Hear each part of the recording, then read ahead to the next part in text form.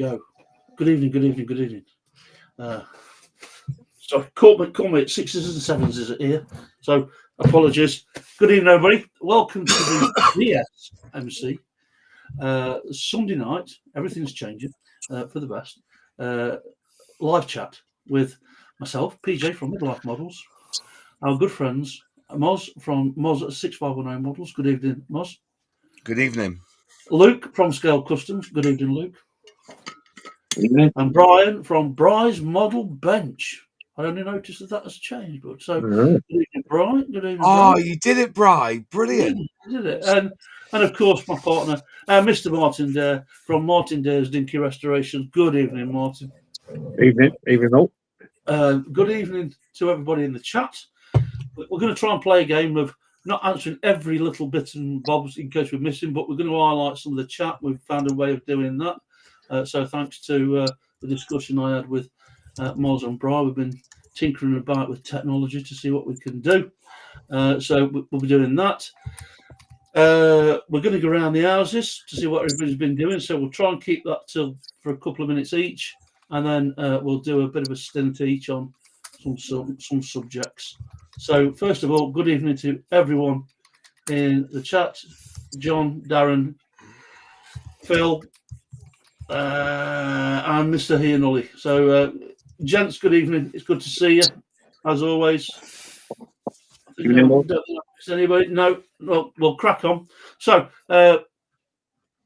major announcement is the fact that our Paint It Blue challenge has come to a fantastic conclusion. £398 we raised. It's a major. The guys here and the guys in the chat and everybody who's contributed, especially those that also took part in the event itself.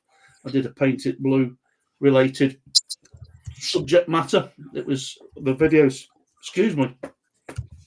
The subject, the gallery is now up and running on our DMSC. These letters are going to confuse me for a bit, so apologies for a bit. The video's now up, the gallery's now up, so go and grab it. If you watch the videos, and please watch the videos of the guys that have done the models themselves. So go to Martin's channel and people like that are in the gallery and observe how they put their stuff together. We wouldn't be able to do it without them. Thank you to the benefactors. Everybody, I'm going to try and I can because we were running out of time last time. So a special shout out goes to this month's benefactors who helped support the DMC by donating. I've got to change some of these screenshots. £2 to £5 through PayPal to aid in supporting our running costs. Thank you, one and all. I'm afraid it's going to have to be a one and all from now because we have got quite a few people, thankfully, that are donating. So please don't take offence. You are including the one and all, and it's most appreciated. If you'd like to become a benefactor and help support our running costs, please use the link paypal.me/DMC admin. My thanks as always. And breathe. Good evening. Welcome, everybody. In the chat, our hosts. We're going to kick off by going around the houses.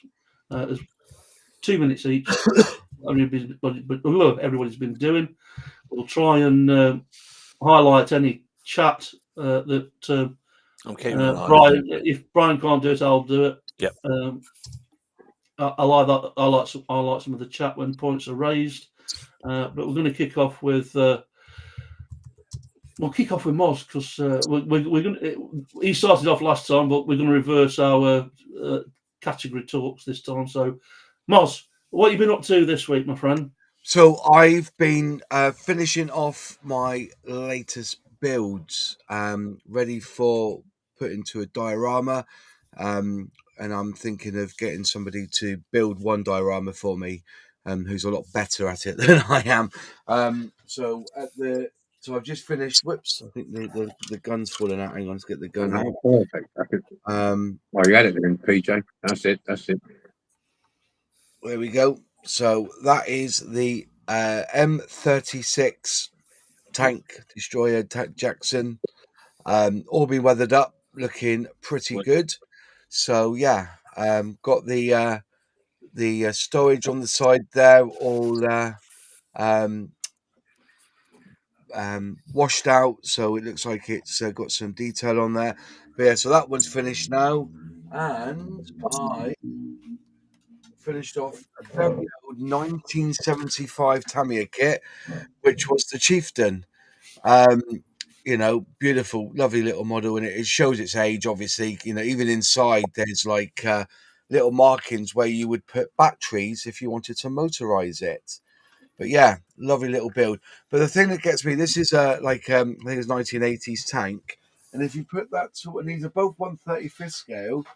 If you look at this one, which is like nearly war sort of size, can you see the difference in size of them? They're like, you know, the different. You know, the tanks are so much bigger now than what they were. Even the Shermans will be smaller than this one.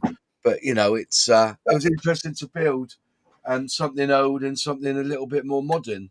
So yeah, obviously we don't use Chieftains anymore. I think we're up to Challenger 3 now, aren't we, for the armor for the UK? So, but yeah, that was me done and dusted. Both Tamiya kits. You can pick up that Chieftain for around about £12 to £15, where the new M36 Jackson is around £39, I think it is. So there you are. Good stuff. Moving on rapidly. Luke, we're all cursing him. He'll show you why in a moment. So, Luke, what have you been up to, my friend? Spreading the love, as usual. Spreading the love.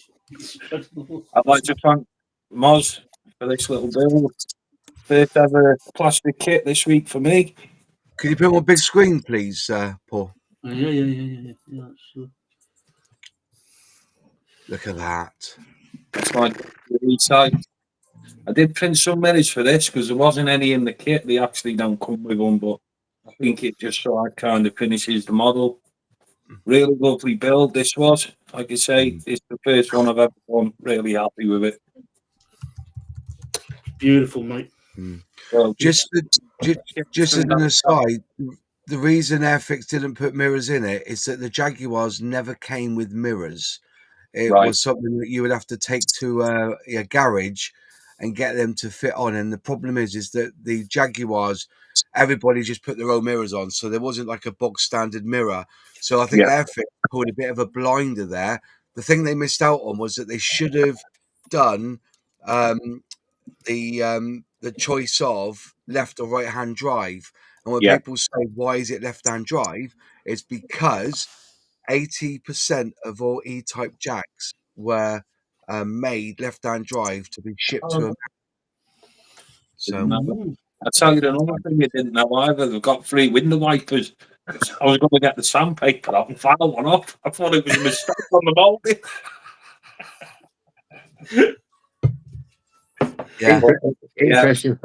Interesting fact with the E-type, just saying, was the American E-type. They put the very large bumpers on the front of those things, big rubber bumpers on the front. And I was watching WD Detailing the other day. They were doing an E-type they found in a barn and washing it down. And the thing was, the big rubber bumpers they put on the front of the E-types, like big stops would stick out. You can't open the bonnet properly. You won't open fully. The rubber bumpers hit the floor first. So you can only open the bonnet at about a 45-degree angle. That's about it. And I thought, and they would look so ugly. So ugly. The big red bumpers on them. Yeah, you have a look at the big plastic thing, rubber thing stuck out the front. Sorry, that was it. Just sort of drop that in there. But it was very enjoyable, Les. Definitely going to do some more. Hopefully, it goes down well on the channel. If any of you have not watched it yet, go and check it out on my YouTube channel. It's up. So, thanks for that. That's me. What's your YouTube channel again, mate? Come on, Les. I've forgotten what it is. Get with the beat baggy scale customs. Is it Scale Customs, isn't it? Yeah. I'm going to ask Martin to go next because I'm trying to get a mould off a plate to show everybody. So, Martin. Right, okay, I've been working on October videos. I've just I've got the number 7 Matchbox regular wheels dust cart. That's in paint at the minute with lacquer on. Did that this afternoon. I've got some fish eye though. I hadn't had fish eye for many moons, and I was just painting the back of this, and I thought, oh, look at that. You know, I've not had any fish eye for ages on paint. Anyway, I sorted that out. The Mustang 2x2, that's in primer at the minute. I'm going to go with a Dakota Grey on this one, rather than the usual inking standard. So I'm going to go with Dakota Grey on that. So I've done the base; it looks all right. So we'll see. I'm just debating whether to do a stripe on it or not. I don't know. I'll see. Get it So done. that one, and then there's the crane, the Matchbox crane, the big one. That's for the multi-wheel challenge we got coming up. I've got that stripped. Just taking the paint off that, and I've got a Triang Minic racer, which just wants all the parts putting back on it and cleaning up and tidying up. Yeah, so that's me at the minute. So I've been busy. Busy boy. Yeah. Good stuff. Thank you, Martin. Finally, Bri. Right, not a huge amount. I don't know if I can't remember if I showed this. I'm about size matters, obviously. Mine's only 1/72 scale, not like Moz, but building a Panzer. And I'm in the middle of trying to gather bits and pieces for a diorama that I'm doing with regards to a birthday present for someone, AA, and I've stripped and prepped a little budgie. If you can see it here, AA service van, and I've also done the wheels. I've done the wheels slightly differently. The centers I've polished. I can get it here. Yeah, we should be able to see. I've polished the centers of the wheels so they actually look like proper hubcaps. So yeah, that's about it. And I did speak to Luke. There was a couple of bits and pieces he was after, and I've been trying to find this Aston Martin that he wanted. I found it. The only thing I didn't realise, Luke, is the back axle was missing. But I'm sure with your 3D skills, that's not going to be an issue. But the screen's good. It's opening bonnet one. This one. So that's on the side for you. Right, okay. Yeah. You want one of them, Luke? Yeah. Oh. Excellent. Thanks, Brian. From my end, it was a pleasure to welcome Brian up to HQ recently. We had a couple of days where we went around a load of shops, went out to a model shop, spent money like we do, especially like when Mr. D's up, we go and spend bucket loads of money on models and bits and bobs. So it was an absolute pleasure. Hoping that at some point Luke and Les will be popping over in the future, and I'm going to be setting them a challenge. Not only can we recommend the toy shop, we can also endorse their toilet. Yes, we can. Yes, two old men going into a model shop, and the bloke looked really confused when we said, "Have you got a bathroom?" So if you're over, it was about a 45-minute trip, and we were like a pair of water balloons by the time we got there. I felt like, but they were very accommodating. It's Makers Models or modelmakers.co.uk. It used to be Mike's Models, didn't it? Yeah, it used to be Mixed Models, but they've renamed it because the guy Mick, he's no longer a part of the ownership. So, but it's the kind of place. It's not massive, but if you go in there, you need at least 2-3 visits to just look at the plastic kit builds and all the materials for dioramas. If you do, it's not just quick builds, but plastic kits, quick builds, Warhammer, you name it. They've even got some die cast in there, haven't they, Bri? They had a load of Oxford die cast because they've got a big train section. They also had Tamiya, they had AMT, they had Airfix, they had Revell. Honestly, if you'd have gone in there with £500, you could have easily blown it. I'm just going to just pause for a sec, if you don't mind. Quick question. Hi, Martin, says John. What is fisheye, mate? Fisheye. Yeah, it's where if I'm not a paint guru, but I think it's where you've got not clean metal underneath. You've got some sort of grease or dirt underneath, and you paint on, and it comes out like it does look like a fish eye. The only way you get rid of it is sand it down and start again. Really, yeah. Am I right, Luke? With the fish eye, because you know more about it than me. Yeah. Usually the grease or silicone causes it. Yeah. So that's a tip for when you've wire brushed and cleaned up your casting. Always make sure you degrease it and clean your hands, because that's where it comes from. Yeah. Clean your hands, degrease it. I use methylated spirits personally. I don't have a problem with that. But I know that I did on this one. I did neglect to clean that particular part. I did the body and everything else, but I didn't do that bit. Yeah. So lessons learned. Just another quick follow up to, because we've had 2 or 3 people join us in the chat since we first started. So good evening to Mick, good evening to Jerry, good evening to Russ. Pleasure to see you guys again. Darren, I think I saw earlier on. Always a pleasure to see you guys. Well, as I was saying, because the chat can go around pretty quickly, we're going to try and highlight people's comments and bring them up on the main screen. So what else did I do? Well, I actually finally put a video up on my own channel of a quick build, which is the Ford Raptor, the F-150 as it's commonly known. That is the latest quick build. These come at various prices, as Moz will tell you, and Martin will tell you. They range anything from £7 to £20 to upwards. But the top end, Moz, wouldn't be much more than 25, would it? I wouldn't have thought. No, that's about 19 quid, aren't they? No, I think they're about 17 to 19 quid. Yeah, I got this one. It's had a couple of quid knocked off it. The regular ones are currently £6.99 in Aldi and Lidl. Yeah, and Martin, while he was last up here, I'll show his work. He did the Tiger Tank as well for it, which is another quick build.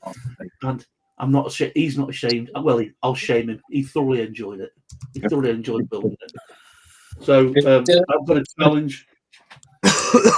Did he come pre-painted then, or did you paint them yourself? Yeah. No, it's pre-painted for us grown-ups. Yeah. Nice. So they come like that, so we don't have to try and copy you, Luke. That's what it is. Yeah, so I don't have to think, really.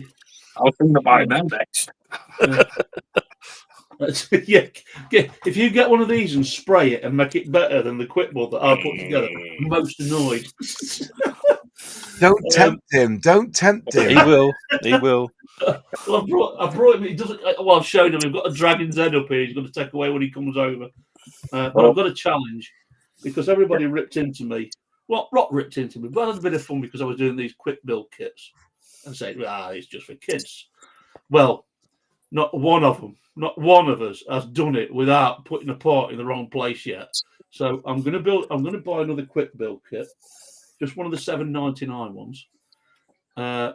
Whoever comes up next will be the first one, which probably might be Martin. It'll be Martin or Luke, one or the other. You've got to build it. We're going to time it. We're going to have a league just on that one model of who does it the quickest and who's the worst. And I'll probably end up bottom of the pile, like, to be fair. So that's a challenge coming up in the near future. We're going to talk on some specialised subjects in a minute, so I'll come round to what else I've been doing. Been cleaning the printers and ordered a new one. So I'll come on to that in a few. That's me doing a lot of admin work on the homepage and the Facebook page. We have, for those that are unaware, we have some controversy, but we have renamed our Facebook community to the Diecast and Scale Modelers community. There was some points raised that it sounds predominantly diecast, and to be fair, when we started, it was predominantly diecast, but it's just spread so much so now that people are putting up quick build kits, airfix kits, wooden kits, diecast kits, you name it, and we felt that we want to be all encompassing. So scale model does not mean it's a plastic kit size. It means it's a scale model of some sort. So thanks for the support, guys, on that. Sitting here waiting the greatest and incredible. He's watched a video at double speed on YouTube. It was a super cool. Oh, sorry. I'm just going to blow my own trumpet. Sorry. Where's he gone? That's it. Leave it there. Yeah. I love you, Russ. Love you, Russ. You're my bestie. So, there you go. That's what I've been up to. So last time we did these talk arounds, Moz kicked off and Bri followed up. We're going to reverse, and we didn't get round to everybody. So we're going to start off this time with a section purely for Mr. Martin there. Then I'll follow up with a bit of a chat. This is all by ear, guys. It's on the fly, so bear with us and take it away, Mr. D. Right. Okay. What I'd like to talk about really is buying spare parts for your die cast, predominantly die cast. Whether you go down the route of buying a reproduction part from a company, or you buy a donor vehicle, fit the word out, buying a donor vehicle to start again, Paul. Can you put that picture back? That's it. And for a donor vehicle, or you can buy some of the new reproduction things, which I'll show you now. So, for instance, if you've got something like this is the Dinky Toys Foden, or Foden, is that you call it. Got end cap right way, see right way through there, both caps missing, no tyres. Yeah. Now, if you were to buy, if you could get the end caps for these and the tyres, it would cost you quite a bit of money. So you've got some alternatives for these. If you were to buy a damaged one, which say was broken here, this was broken, it should have tyres on it, and it had the parts that you needed, it would go for a reasonable price. You could buy the parts and you can replace them for your original one. Or you can go down the route of buying the Put Martin bigger, please, so we can see what he's holding.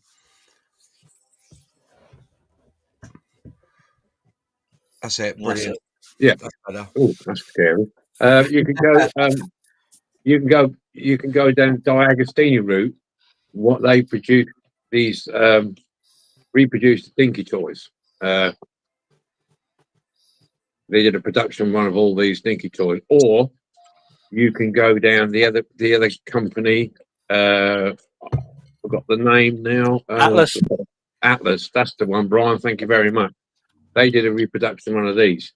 Now, in the past, what I've done is bought those because you can buy them at sometimes under a tenner. Yeah, and for that price, you get all the tyres. You'll get your end caps if you want your end caps, or you can just take the whole thing off and replace it if you want to. So there's the two routes to go down on this particular vehicle. Now, I've got some more examples here. Now, if you were doing sports cars and you were missing window screen, the driver, tyres, which often you get. Now, I've got this little one here, this one, the old Triumph TR2. Now, this is a D'Agostini copy. Now, you can I picked this up for £5.50.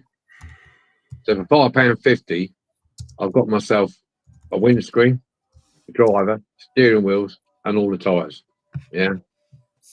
Okay. So Great idea, Mark. You can either go down that route. If you were to buy a reproduction part from a reproduction company, you have to buy the windscreen, the driver, and all the bits and pieces. It would probably cost you more than it would cost you to buy this. Yeah. So you can buy a donor vehicle, which is probably a broken one of these. If you were lucky to find one with a windscreen on it, you might get a driver and a steering wheel. You might not get a windscreen. So this is the thing.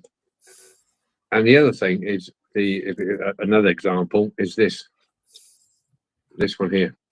Lovely model, don't get me wrong. It's a beautiful model, but there again, I pay £6.50, £6, £7 for this one. Yeah. Now for £7, I've got myself again driver, windscreen, tyres, and steering wheel, which nice interior. Yeah, which collectively, from a reproduction point of view, that would cost you more than that. And also with the production ones, as we all know nowadays, the plastic they use is slightly different. So when you do the windscreen, they're cloudy, or they will go cloudy if you try and clean them. So this way, you've got a completely good clean window. You can just take out, put back in your car. Okay. Now, like I say, these are going cheap now at the minute. You can buy them on eBay, or sometimes you'll see them, because for some reason, a lot of people or collectors don't want these because they're not the original Dinky or Corgi toys. So these are going at a bargain price. So that's a set of spares for you sitting there. Plus, also, you get the box with it as well, even though it's got the barcode on it. I think someone got barcode. Yeah, it's got this on it. So, but you've still got a box to keep it in. But the thing is, what do you do? What's your preference? I haven't finished yet, but there's one more thing I can say. Is I noticed the other week I picked up a few of these as well. Now, these are Days Gone, Lido. But look, the horse. Now, these horses, we have horses, horses. These will go with your Corgi horse trailers and transporters. They're about the right size. So you've got that, and these are going cheap as well. You can get a load of these cheap. So you've got your horse. So if you want half a dozen horses and you've got a few of these, pick them up at car boot sales, whatever. So that's what I've got to show you. But what I'm saying is that it's interesting to know what route people go down, whether they will go down the route of buying a donor vehicle, go down the route of buying a rerun vehicle for reruns, or go straight to a resupplier. In my opinion, you've got to weigh up the price. If I was going to, for instance, do that Thunderbird or T-Bird, I'll be thinking I've got to buy windscreen, I've got to buy driver, got to buy steering wheel, tyres. You're talking probably over £10 with postage. When you could pick something up like that for maybe £7, something like that, depending. So it's food for thought, I think, really, end of the day, to decide what option you want to do.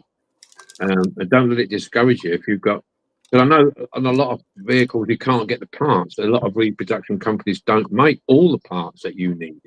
So you look to yourself, well, I'll go and buy a donor vehicle. Look on eBay. I mean, I spent hours, days, weeks searching for a particular vehicle with the part on that I want. But most of the time, if you've been restoring for a while, you'll notice that all the cars that you want to do have got the same part broken. It's always something was broken. It's always the same one. So it's a job to find one like that. And if you can't get a reproduction part, then you've got to look at going down these reissues, in my opinion. And they keep looking for the reissues. I know 3D printing is coming on big. They've got people 3D printing, but even then, all the files aren't out there. So you need to be involved in the CAD program to design something of that nature. But it's interesting for people in the chat or whatever.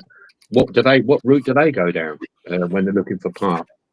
Do they go straight to the reproduction route, or do they look for a donor vehicle, or do they thought about looking at reruns, reissues?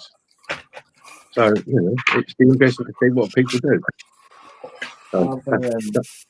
That's right. Sorry, Martin. Whenever I need parts, I try and get a donor vehicle, only for the simple reason they're a better fitting part than anything you can buy. Yeah, agreed. I agree with that. Yeah. With that dinky fire engine, that's exactly what I did. I ended up buying two, One had a decent screen, one had a ladder, one had a hose pipe, and I put the two together and made one good one, and I've got a good source of spares for anyone else as well. So, well, that's it. You always end up with odds and sods at the end. Yeah. But you can sometimes find that those odds and sods will come in useful because somebody will want axles, want hubs, the wheel hubs and things like. There's like I always say, there's nothing's wasted. Nothing's wasted. In actual fact, today, I forget his name, Kenneth, on the Facebook page, posted a load of cars that he picked up from a car boot sale, and one of them was a Hillman Imp, and he's after the rear screen. I checked mine, you know, the one that lifts up. I was convinced that I had a broken screen with a lift up, but the lift up is missing on mine. So if anyone's got one of those, I know, I'm pretty sure it's Kenneth. I will double check. Was it Robster Rob? No, it's Ken. I think. Hang on, I will find it. Mark, because there's a difference between a dinky and a corgi Hillman, isn't there? There is a difference. Yeah, that was another one of my misremembered. I remembered having one of those where the boot opened and the window opened. Yeah, but there's two different versions, isn't there? There's one where the boot opens and one where the window opens. That's right. So, hang on, I'll find it. Yeah, so it's worth looking at, because not these days gone by, this with a horse. There's so many uses for that horse as a diorama, and you can use it in your horse boxes, and it's a good size. It's a good size for what it is. You look at these models and you think, oh, you know, it looks really nice, but at the end of the day, it serves a purpose. Robert Franks, beg your That's pardon, it. wasn't Yeah, Kenneth? Rob, Yeah, so the little white one above the bit below the that's it, with the black roof. below the bus is the little Hillman Imp or Sunbeam Imp. He's after a rear screen for that. Yeah. So you know, that's my take on spares. I go down all three routes, to be honest with you, to get what I want. Yeah, hence I've got about 30 road sweepers. Good stuff, buddy. I mean, one of the other things is you got to bear in mind those vehicles are yesteryear. They're not to everybody's taste, so they're not. I think it'd be fair to say, or not unfair to say, they're not the biggest seller amongst the diecast world. So if they're going for like you're saying, Mark, if they're going for like £1, 50 pence, and you've got the horses on front, or osses, that I'm teaching them to say, proper South Derbyshire, osses and cows, osses and cows, then what the hell? It costs you more in postage to get one off eBay. So you know, have a look round. We just had an auction down in the town centre, telling the boys earlier on. We had a antique fair where a lot of the traders were bringing a bench out all the way down the high street, and I picked up some tin plate signs, some old cars, some bobs. So it's worth having a scout round. It is a shame with those models of yesteryear, though, because other than the seats falling out, they're incredibly well made. They are, Brian, because I've took 2 or 3 apart, and there's a lot of rivets in them, I must admit. But like you say, it's their problem was the fact that the seats all keep coming out, and the seats and the roofs, the detachable roofs are missing. But you know, like Lido, like these small Lidos and the Days Gone and the and some of the other stuff, smaller stuff, like with the horses and things, that they are definitely worth getting, you know, and taking the parts off that you need. But it'll only be probably 1 or 2 items with a horse and cart thing, but the horse is definitely worth what you pay for it anyway. The strange thing is, if you think of when we were collecting Corgi, Dinky, Matchbox in the 70s and 80s, and those models of yesteryear came out, and they were cars from the 20s and 30s. If a company now did models of yesteryear, it would be all our favourite cars. Yeah, there would be. Yeah, definitely. Yeah. But it's strange that if you look at those models of yesteryear, there's some beautiful models. They're beautiful cars. Yeah. But they're in. There is a group of collectors out there who will be looking for them, but a lot of them, they went down the route of making a lot of vans. And the thing was, it was the same van, different livery, and that was what that was what people were collecting. They've got like a ton of Model A vans, and they've got like thousands of liveries. You know, Same with the buses as well, Martin. yeah, same with buses, same with buses. But as regarding parts, I'm always looking out for stuff that I can use for parts. I'm not saying I won't use a reproduction company. Of course I will. You have to sometimes. But at the end of the day, if you can find it elsewhere, then that's a good thing. Yeah. Ian Hulley makes a great point. The headlamps on those models of yesteryear can be used as wing mirrors. Yeah, and some of the smaller ones. Yeah. Jerry's saying, do you use a vacuum chamber then to remove the bubbles? I think he's talking about the fisheye there. No. That's me. That is. Oh, sorry. Apologies. Yeah, Jester said that he creates his own modes from blue stuff, using 2-part epoxy and UV resin for clear parts.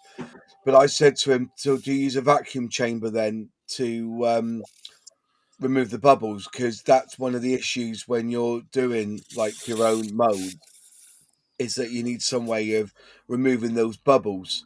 Because that's what, it makes them quite brittle else if you don't. So that's what I was asking, really. So, is great Jerry by Yorkie's Diecast, by the way. Yeah, Jerry.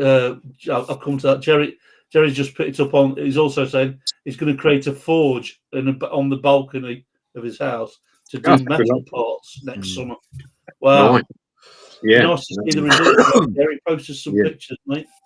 Because you can go down the route of sand with they mold it in the sand, don't they? They use sand to mold it in. I've seen that. A couple of YouTube videos on that, and I think Paul Restorer, if I remember rightly, going back in the early days when he used to work on his balcony in his place, I think he's done a little bit of metal pouring. But yeah, my old man used to make lead weights. Used to get body filler, put a lead weight in there to get the shape, and then melt the lead and pour it in that way. I don't know if that'd be doable with panels and things, but there's a question there for you, Martin. From Phil. What's the most technically demanding restoration you've struggled to get parts for?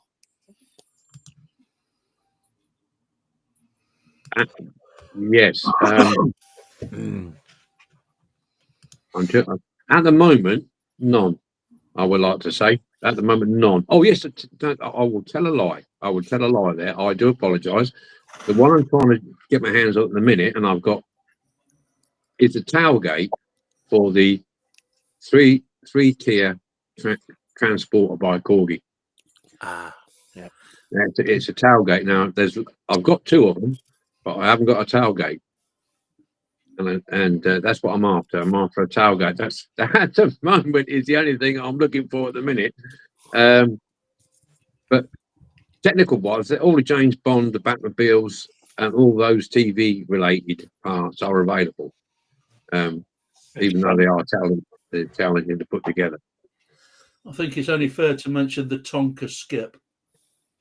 Oh yes, the Tonka skip. Yes, yeah, that's another unicorn type of thing to find if you can get one. I mean, I have got one now, albeit it's got an arm missing, but It's some fun with that.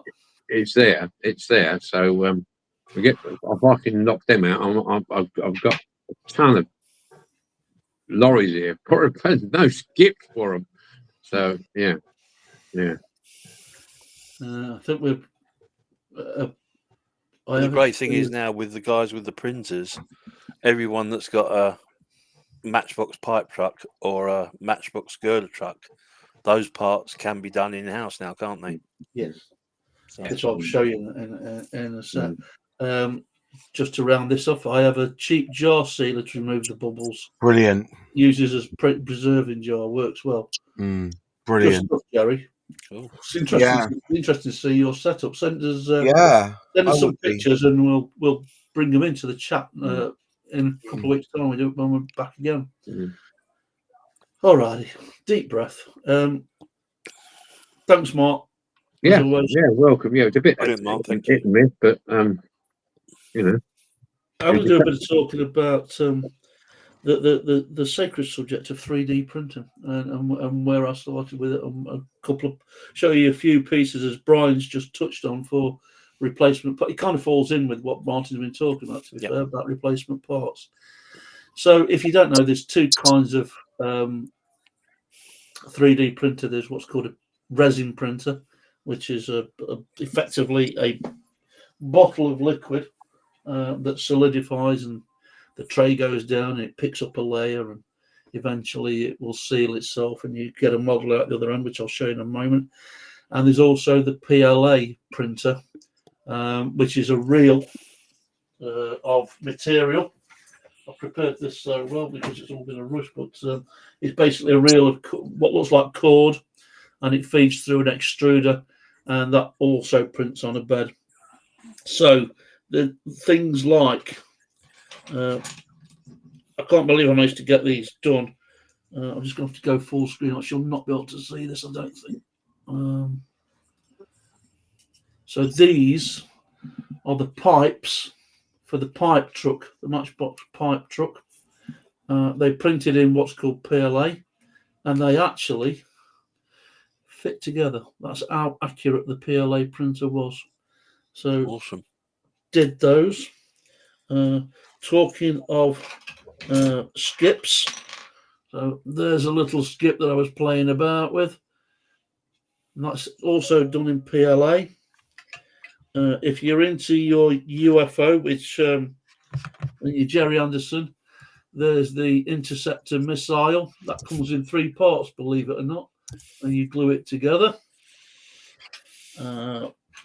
Lots of canopies. You might just be able to see the ridge on that. Is that the Alvis Stalwart BP Exploration? Yes, it's the BP one, yeah. I think that's off a Ford pickup truck. Yeah, Jeep type thing, yeah. Jeep type one, yeah. So managed to do that. The one of the first cars that everybody gets is the Safari Land Rover. And that's blue or green or gold one, yeah. Yeah, that's the luggage that goes on top. There's a Fiat that has it as well, isn't there? A little Fiat. Yeah. Going back to Jerry Anderson, they're the missiles for the mobile Shadow 2 and Fab 1. Yeah, and Fab 1. So that's the reason, effectively. Sorry for the noise. That's the reason, effectively, why we went down the 3D printer route in its early infancies. I had an Anycubic Photo Mono 2, which was resin, and I had a Creality Ender V2, which was PLA. They have both been replaced since then, because when I found out what the resin printer could do, I'll show you an eye-end model. This is done on the put my teeth in, Elegoo Saturn 3. That is printed on my printer, and that's if you know your Michael Moorcock, that's Elric from the novels. At that point, that was printed off in 2 parts. Took about 6 hours, mind you, but the base on its own is superb with all the skulls and hands coming out. It was really effective. I saw John has just mentioned something, but I'll bring up when we're talking about osses and cars. There's osses. We can do little osses. You can scale these to your own size, by the way. Cars. We can do cars. Is that a cow or a bull? Well, it's a bull. It's a bull. If we're going to get picky, it's a bull. And to do the reason that I did the osses and cars is that there was a model available, which is Mars Attacks. Moz put me onto this, and I've printed several of them, but I've also found and scaled down the little Martian from Mars Attacks that goes with it. Paul, do you want to remove that comment to make the screen a bit bigger? Have you got access to this, Brian, by the way? No, I don't, mate. Oh, I see, okay. No, it's the. I'm dealing with the other chap. Yeah. Miles. Fine. So yeah, there's the little Martian from Mars Attack. So yes, we can. Let me go back to everybody. So when I got my print, I got the Elegoo Saturn 4D, I think it was. Oh, one part I missed because I was just going to pick up on what John says. Can you make dioramas out of 3D? That is one I've just printed, John. You might just be able to see the lines on it, but it's the inside of a garage. And if I get a 1/64 scale car, now obviously once this is sprayed, you can put you can make little benches, you can make tool chests, you name it. If you can, our unicorn, we've mentioned the word unicorn before, which is where it crosses over a bit with the scale with the Airfix stuff, plastic kit stuff. We're after a set of mechanics that we can put in dioramas, which will be really cool. So yeah, you can. This diorama, I've just literally, it's red hot. It's just come off the printer. I've just cleaned it, so you can spray that in your standard iCoat primer. And the other day as well, PJ gave you that little compressor STL file, so you could have that in your garage as well. Yeah, there's pretty much a lot of stuff's out there. There's a lot of stuff that isn't, but I think we'll build. I've sent off, believe it or not, and it's Mr. Haag's fault, Michael, that I brought a bloody new PLA printer because he's come up with some fantastic print offs of Matchbox spares, and the printer itself is the latest version of the first version that I had, and it prints even better. What are the most pretty? Whoa, ding. Can you make dioramas out of 3D? Says John. Yes, you can. Depending on the size of the diorama, John, depends how long it takes. Phil is saying, what are the most critical steps in ensuring accuracy and integrity in your 3D printers? One is if it's the PLA printer. If it's the PLA printer, it's the bed being level.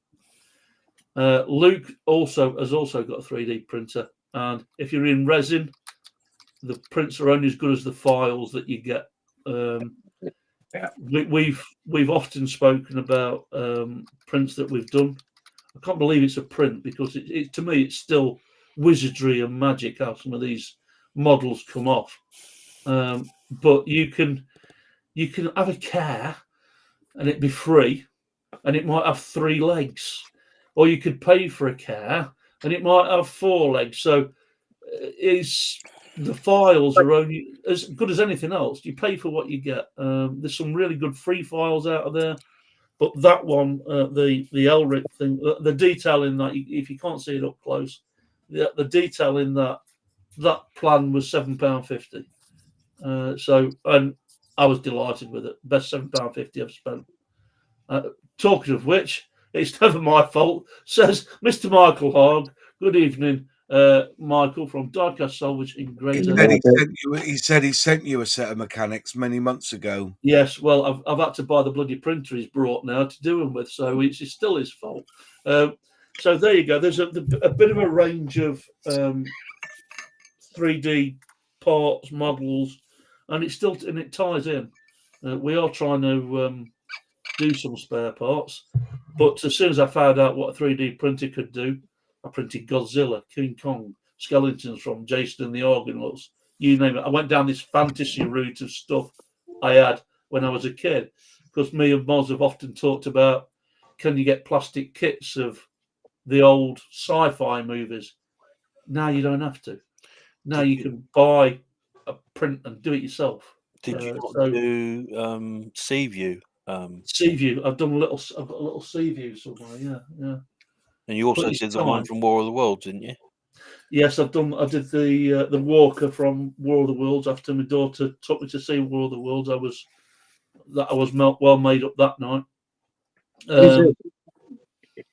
is there something in the between the resin and the PLA? Can the PLA do like sea view, for instance? Yes. Yeah. So what can't the PLA do what the resin has got? The detail. I'm going to go with detail. Luke, by all means, Yeah. chuck Bandsworth in line. Even the 3D printer you're using makes a difference. Because the Yeah. first one, the Anycubic I was using, the wheels had come out, but even playing about with the exposure, I'd still get a little bit of sagging on the resin. On the wheels, it'd be slightly misshapen, or the detail on the wheel not quite right. But since I've gone with this Aligo, the prints come out in the see, really, really happy with it. I can't knock that machine down. Hats off to. We're always blowing smoke up your butt just lately, but our boy Luke, he's done some fantastic spare parts for cars, wing mirrors, body kit, exhausts, wheel arches. Yeah. I'm just saying, that's got another thing I'm saying. If you're looking for a specific part for the car, for a 3D print, and you can't find it anywhere, try looking for the shell. Because 9 times out of 10, the parts are actually built into that shell. And then all you got to do is cut them off, clean them, shape them, and they go straight on. Perfect. Yeah. Providing you scale it to the right size, obviously. So in answer to your question, Martin, the PLA is the harder of the two materials. So all the bulk of the die-cast spare parts have been done with PLA until that PLA printer went down south. I brought a replacement one that hopefully Michael will give me some updates on it, but it prints pretty much straight out the box. Yes, Brian. So are there certain things that you would only print in PLA and certain things you'd only print in resin? Well, I think, or is there a crossover? As we saw in the online tavern the other night, Michael was showing us a lot of things that he printed on his PLA printer that we'd not been able to print before. Because of the material, he got like a rubber PLA. I think he called it PDU or something along these lines. So he was making the wheel hubs and the tires, but it was two different materials. So you're saying the bulk of this is down to the printer you're using rather than the material you're using? It's unfortunately it's a mix of the two. I mean, another unicorn, to quote that word again, is to get a clear windscreen done. Luke played about with it for a while, didn't you, mate? And it kind of, I'm not saying it fell on flat ground, but it was tricky at best. Not like you'll get a shot. It was all flat. I wasn't going to insult you by saying it was crap, mate, but it was a struggle. So if you want a softer, more detailed model, I'd go with resin. If you want an hard wearing matchbox part or die-cast part, I'd go with PLA. How do you overcome on some of the early prints that you did? You get this like tree trunk layering, where you got the lines in. That to me can be it's hard work to get that filed all down smooth. Whereas the resin would come out smooth anyway, wouldn't it? Yeah, resin comes out. Yeah, the dome on top of this UFO is bang on smooth, like. Yeah. But what you can use is you can use a Dremel on slow speed. By the way, on slow speed because it burns. You can use wet and dry sandpaper. You can use a set of miniature files, like you would do if you was with a die cast. Filing it down. You take the same approach, but you have to be patient and careful and gentle with it, I guess, to a certain extent. Michael says it's TPU filament. Thank you, Michael. One of the other questions was that I saw Russ. Have anybody created any 3D models from scratch? Another area of expertise that it's like making yourself a jigsaw from scratch. by buying the hardboard and sticking a picture on and cutting it out to do it from scratch instead of buying a jigsaw and you can put it together yourself. So there's a program, Phil, called Tinkercad. Sorry, Russ, and Phil's just mentioned it, Tinkercad, where you can go online and it's a simplified version of CAD. CAD, by the way, stands for Computer Aided Design. You use Tinkercad and you can basically pick shapes, triangles, circles, cones, cylinders, bolt it all together. And if it's a simple part, like a barrel, you can make your own rather than download it. But we're gonna have some fun with these 3D printers in the future. Now they've started to catch up, and the materials started to catch up as well. Didn't PB Peter from P Restoration, didn't he do a car? He did a car body, didn't he? I think it was Michael will correct me. I think it was a Mustang or something of that ilk, and it was, I don't know, 10 inches long. Like it was a big old animal, like And you can print them in sections and then glue them together like you do with a plastic kit if that was the way you wanted to do it. Like. There's a question there from John about, does it come with a sprue? No, it doesn't come with a sprue. It's like a nest, isn't it? The item you're building sits in to support it. In actual fact, Michael's just commented and said it's like it builds with a nest around it. So imagine you see scaffolding around a building that's being renovated. The scaffolding supports the model as it's being printed, because you can't print in empty space. You've got to have something to print to. And what I'll do is, next time we do this, I'll take there you go. So Leslie's got one, Moz has got one there, sorry. There's the supports with inside the model to print to, because you need a surface to bond to start off with. Michael, thank you, Michael. Michael says PB did a Holden Monero. I couldn't remember that.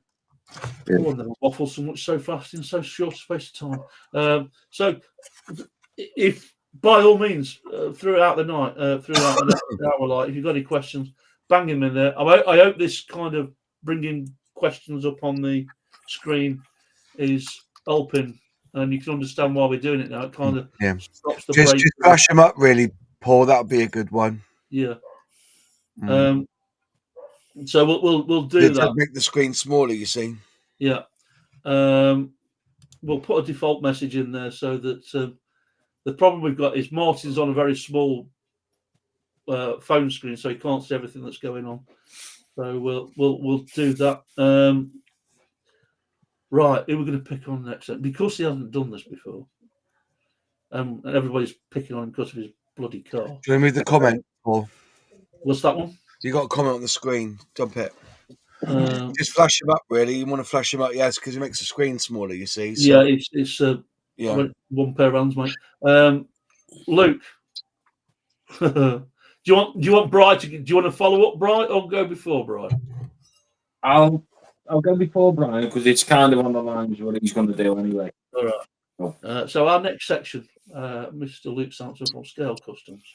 We've dropped a bombshell on him and say you've got to talk for 10 minutes, like, and he's not the biggest talker in the world. I'll switch my mic off for a while. Go, my friend. Evening, gentlemen. So I'm going to do a little bit of experiments with this little dandy coupe. Now, this model to buy on eBay ranges from anywhere from 45 quid to 185 pounds, depending on its condition. For some reason, the blue and white one goes for a lot more money. Now, I have in the past restored, die cast and sold them.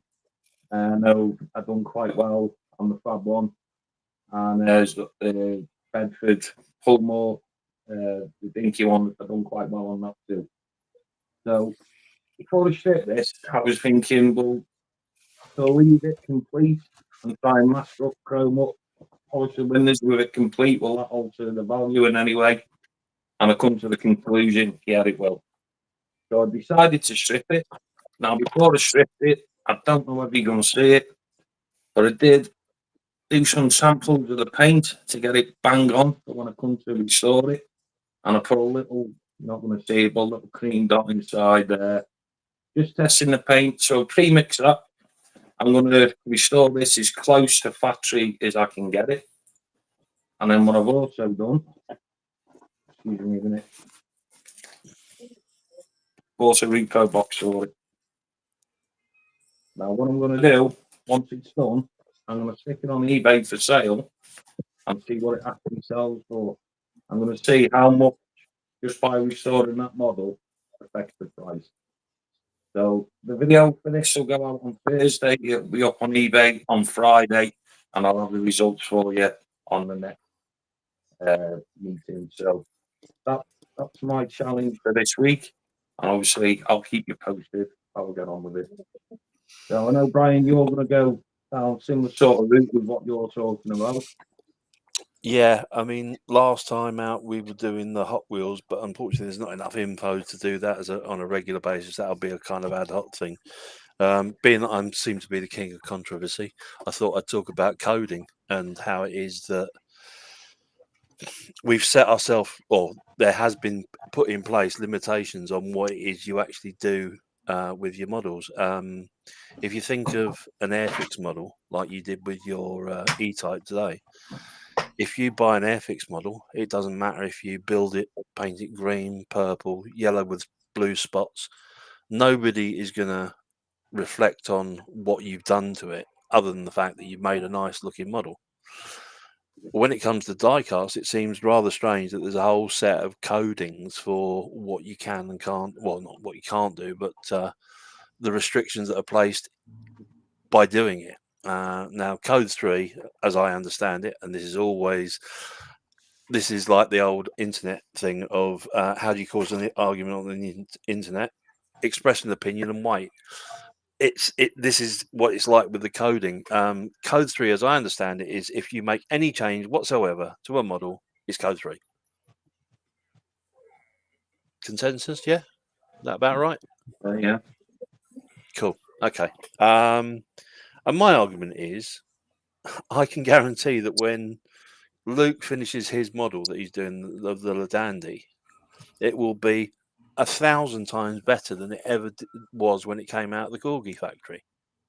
The paint will be thicker. It will be there won't be any lines. There won't be any residue of the actual casting lines. It will be an infinitely better looking model. But for some, that doesn't count. No, For some, there are those that say, "Well, it's not a proper model anymore," and I find it baffling.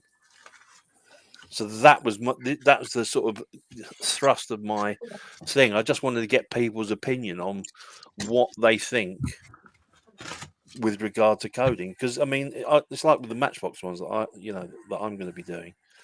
I don't necessarily want to create 1 to 75 exactly as they rolled off the production line. I want them to look like cars that I remember as a kid, and I'm not selling them. So it's not. This is not like Luke reproducing something. But the second, I mean, there's I can't think of the guy's name. I did look it up, but I couldn't find it. He's an eBay specialist, and he battles people that restore things to make them look like original and sell them as originals. Can't think of his name. Ian will remember his name. I'm sure he'll come up in the chat. But he actually sort of opens these things up. People spend large amounts of money, several hundreds of pounds to buy these Matchbox toys. And then he sets about sort of separating them, because what they do is they'll buy 2 copies of the same model. They'll cut off the rivet and they'll glue the rivet halfway up. So actually, from looking at it from underneath, the actual rivet is glued into place. So it looks like an identical factory rivet holding the base on, but it's not actually holding the base on. It's just there for cosmetic purposes. So there's any amount of these things going on. Sorry, Mark, carry on. Yeah, I'm going to say the difference there, Brian, is the fact that those people are obviously in the market of deception. Yes. Really. At the end of the day, you've got, like you were saying about your Code 3s earlier on, that it goes down the route of the collector. Now you'll get collectors are very passionate about what they collect, and it has to be original. It doesn't matter if there's half the paint missing. You know, if you're looking at a dinky which is from the 1935s, 1940s, or a triangle from that era, or a mark from that era, they want it like that. They don't. If they've got something missing in their collection, and they're an avid collector and a passionate collector, they don't want it touching. They want it as it is. You know, they will try and they will spend vast amounts of money finding one which is complete as they can possibly get, and they will probably pay a lot of money for it. But they'd rather do that, spend a lot of money on an original complete version than paying for a three-wheeler one which has only got one wheel on it or something like that. You know, that's the difference. But then you've got somebody would say is not so passionate collector but likes collecting, who will accept a restored one, but it'd have to be a really good restored one. You know, I mean, as we've all seen on eBay, there's ones, oh, this is rare, and it's been restored, and it's not. It's awful. You know, a collector will pay a good money for a good quality restoration, but it has to be a good quality. You know, I mean, both Luke and I have sold fab ones. I think Shane Homeyard, he sells his Batmobiles at one time, a lot of Batmobiles. So, but they are good quality. That's the difference. The ones that Shane did were that good. He was able to fund his own collecting and restoring hobby just based off the Batmobiles that he was selling. They were that good. Yeah, I think my questioning behind it is basically that we've got to be one of the only parts of modelling whereby doing something like we do has not a restriction, but this kind of grading. You know, if you build a wooden model, nobody goes up saying, "Oh, you're using the wrong wood," or make a plastic model. Oh, you've used the wrong glue. You know, it's weird that with die-cast cars, they're just about the only thing where this comes into play. Go on, lads. Go on, Moz. You go first. Sorry. Wait, I didn't even overspeak then. I was in my mind. It was clicking. I don't think you can make that an assumption because no model kit comes complete. This is what was said, that the designers of scale models are not like any other designer in the land, because they do not finish a product. They leave it for us to finish. And that always got me. I think the reason why there's a lot more pushback on restoration is that if restorations are that good, it then becomes, is that original mint in box? It becomes that sort of era or that area where people could be hoodwinked on an original because of how it's been done. Now, I believe that a lot of the diecast restorers are some of the most honest guys, and they will say, "Yeah, I've restored this, Mm-hmm. put it on eBay." But I think there's also a lot on there that say this is a very, very good, clean mint in box model, and in fact, it's been tampered with in a way to make it look fresh from the factory. And I think that's the problem you've got, is that a lot of people see it more like forgery than actual, and that's just one argument. It's strange, isn't it, Moz? Imagine if you had a Kaplunk set from the 1960s and the box was perfect and the actual container was perfect, but you went out and bought a brand new bag of marbles. Yeah. Nobody's going to say, "Oh, we can't sell that because it's not original." Oh, no. You know what I mean? I understand all that, yeah. But the point being is like for instance, being in the antiques and vintage trade, there's nothing worse than somebody that's re-varnished a 19, a vintage piece of wood. Yeah. It's sacrilege, Mm. and it's the same with this is why artwork, artwork's like another one where you can restore art, but there must be like this disclaimer that we've replaced the gloss on top varnish with It's been cleaned or it's something. been cleaned, and and I think that's why you're going to get this sort of code 3, code 2, etc. I don't believe there's anything code 2, because as soon as you've touched it, no manufacturer's going to give permission to spray a different car, a different color, are they? No. So code 2 is a fallacy. I Code think 3, the reason behind the code 2 was if they came out with a model, let's call it an E-type Jag, and then some Jaguar contacted Matchbox and said, could you do us a range of this colour of E-type Jags, which would be different from the originals, but it might be a marketing campaign. It was predominantly for like transit vans and things like that when it was sign written, wasn't it? Yeah. No, I get that. I get that. But likewise, Moz, and again, I'm not taking issue with anything you said, but isn't it fascinating? You've just said that people in the antiques trade frown upon touching an old antique. One of the most popular programs on TV is the repair shop. Yeah.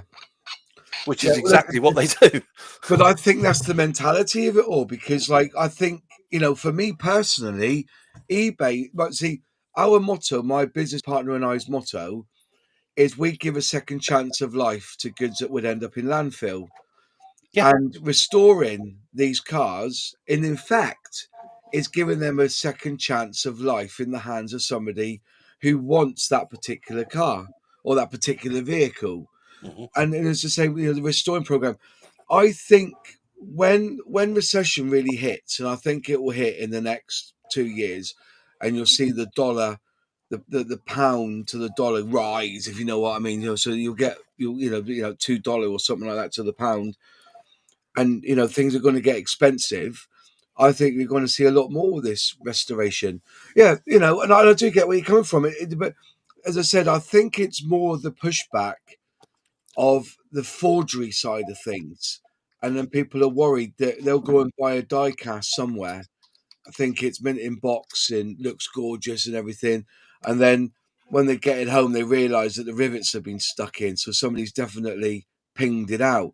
Now, I picked up a car the other day, and I noticed it had screws in the bottom, and they must have taken it apart. You know what I mean? But yeah, I think it depends on what people want and what they gain from. So, it's interesting that you can build a model. I mean, that's the aim of the game with the plastic kit world.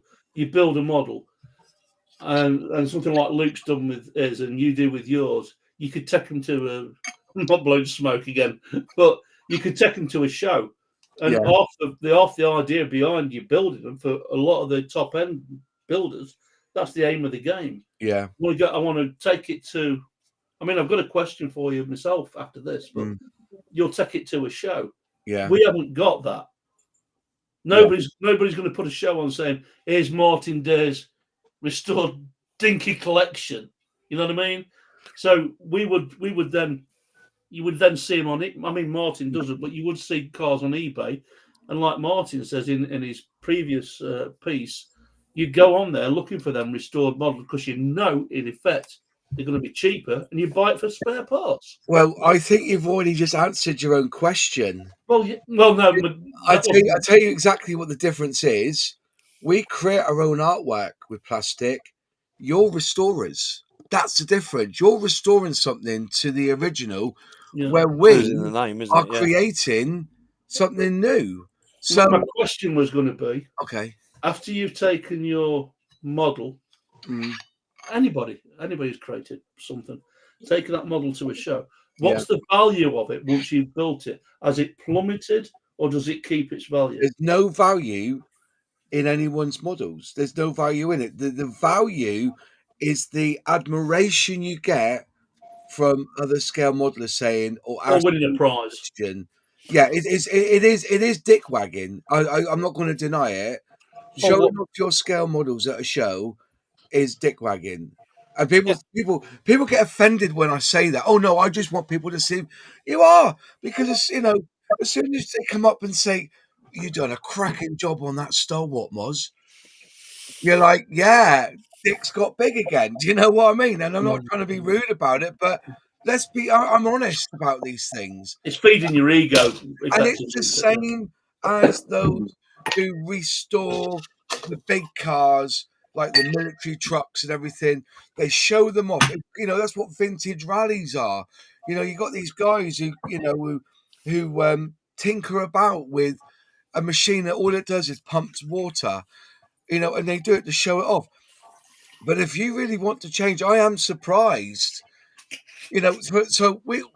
So in this country, scale model shows consists of showing off models, talking to other clubs, you know, you're talking about technique and everything. And then we have the trade where, you know, you go to a show to buy goods. Okay. Then you got the American lot who basically, because of the size of it, you know, people just take their models along, one or two, and show off. We don't have like really good model. There wasn't like model club, and traders are few and far between because to get all their stuff across the country isn't going to worth it. So, is there a background noise, or is it me on this? I don't know. There's the telly on or something. But So he's got the telly on or something. picking something up. Yeah, somebody's picking up some noise. Anyway, and then but you got the other side when it comes to. Yeah, it's definitely a noise. So diecast, yeah, there's a television on in the background. Let's just we'll You just meet people. Is it Brian? Carry on, Mike. Yeah. Carry on. So and you got the diecast where they don't show off models, but it is basically a trade show. You're going there to look at models to buy, to restore. So yeah, it's so you've got that. But what's stopping you guys setting up a show to show off your diecast restored models until there's a wave of it, and you want to put the money in to set up a show to, you know. But then again, is there diecast restoration clubs around the country? I don't. Well, I'll pick you up. I like the way this is going because I was saying to Martin earlier on, when Martin comes up, we'll go around the local tat shops or second-hand shops, whatever you call them. And today, with this auction, with this antique place, the antique show being on, I walked down there, and I met this guy with a stack of cars. First time I've seen it down there was someone had actually got a store with diecast cars on it and signs like that and all this kind of stuff. And I said, "Oh, you should see the guy. You should go and visit the guy up the road he's got a cabinet that he rents and he puts cars in there. Yeah. And he buys them from Stafford and he sells them for £2. His name's Roy." And he says, "Yeah, that's me." So, you know, it's a small world after all. Like, so we start talking, and I says, "It's a shame, isn't it, that we've got nowhere where we can get together and talk about the hobby or model making." So he said, I then went over to another shop, which was me and Martin have visited, where they sell all kinds of crafts and a knitting shop, but they've got an upstairs level that they're doing out for people who want to get together and have a chat. And I was speaking to the lady there. Me and Martin were speaking to her some months ago. They're doing this place out so hobbyists can get together. And this guy was blown away. He said, let me know. So you don't know what's under your own feet, for want of a better explanation, until you start chatting to traders and people in the town centre. And it's anybody or advertising it on Facebook. So in answer to your question was, yes, if the intent's there, you can rent a room for £20 an hour. You can rent a room for £200 a day. I don't know what the prices are. It's like getting a stall at one of those toy stores, isn't it? At Stafford. And then advertise it, and you say to them, £5 each as a membership type scenario, and we can have his own hobby club, whether it be, you know, scale models and diecast. The wills, if the will is there, it's a bit like Field of Dreams with Kevin Costner. They will come. Well, yeah, you've also got the fact that we go down a road of commissions. When you're talking about restoring a vehicle and putting it on eBay and selling it and blah blah, but you also, I mean, I always avoided commissions for many years, but now I've gone into it a little bit more now. We've just put my toe in the water, and yes, you can. People are willing to commission you to do a particular vehicle in a particular color in a particular way. You know, like I did that for them guys for the museum. Now I've just been asked to do 3 more now. Another escort van in the purple velvet, and a police car turning into a learner driver car, and a what's the third one? Oh, the Rover SD1 out of the Professional. You know, so you know, and the guy's willing to pay, and if you do, I mean, I've done a few for him in the past, and he's been happy with it. But if you can get 1 or 2 customers like that on a regular basis who want something of their own personal choice, they want you to, they like the vehicle. There's a die cast. Can you do it in this colour? Because my mum had one, or my mother-in-law had one, or I remember having one as a child, or something like that, you know. And there is that about our restoration type of thing, because people, it's like a bit like mod when you build those artwork. People like it, but they don't want to build it. Yeah.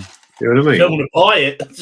Well, yeah, but if you know what I mean, people will want it, but they don't necessarily want to put the work in to do it, or they can't do the work, or they're not physically or able to do the work. You know, I've done work with people who are poorly, who are ill, you know, and they can't physically do it, but they want it doing.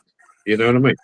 Biggest, I think, as you said, Martin, the biggest issue with the part work stuff like DeAgostini is that 2-year commitment. Yeah. I think if DeAgostini said, "I tell you what, you can buy this kit right now for 1,100 quid. So for 1,500 quid, we send it all to you in one go." I think, you know, and you know, over the time when you do them, they're worth about 1,200 quid, the amount of money you pay to them. And you know, if you offer them extra 200 quid and say you can have it all tomorrow, people would do that. Yeah. Like I said, that there has been on my bench now because it's got to that size. It's taken up that whole bench for about 6 months. Yeah.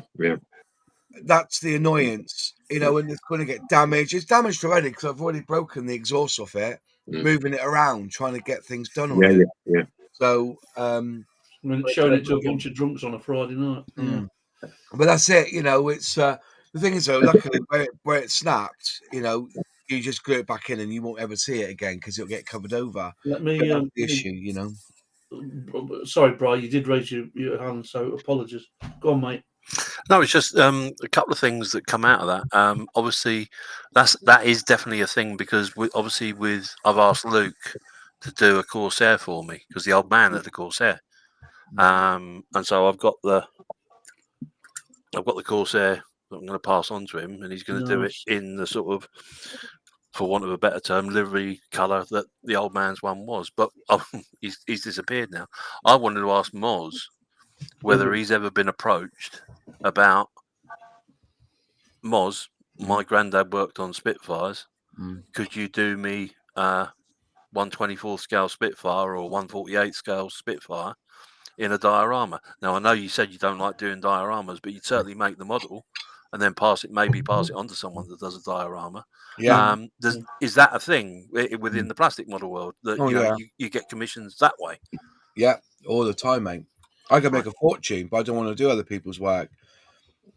I want to build the model that I want to build, move on to the next. Oh, I'd probably take issue. It's not a question of making someone. If someone hasn't got the ability to make one, and they are prepared to pay you to make one, and it fits within your remit, and it's worth your time in money to do it, would you do it?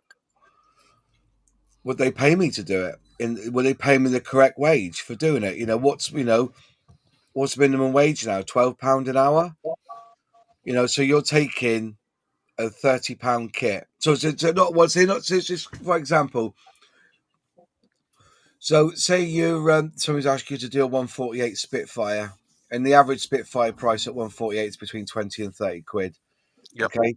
Are they willing to pay £300 for my time to get that built and painted? I don't think so.